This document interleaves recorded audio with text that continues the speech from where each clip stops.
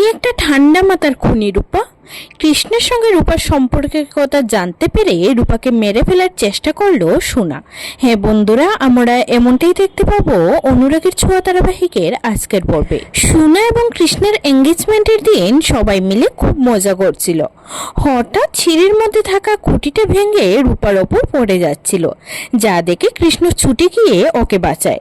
তারপর রূপাকে জড়িয়ে ধরে বলে, তোমার কিচ্ছু হয়নি তো রাই, আমি থাকতে তোমার কিচ্ছু হতে দেব না। এসবটা দেখে সোনা বলে, এসব কি হচ্ছে কৃষ্ণ? তুমি ওকে বাঁচাতে গেলে ঠিক আছে, কিন্তু এরকম পাগলামো কেন করছো? তখন লাবণ্য বলে, কারণ কৃষ্ণ দাদা পাকা দিদিকে আই লাভ ইউ বলেছিল, আর এই চিঠিটা কৃষ্ণ দাদা পাকা দিদিকে দিতে বলেছিল।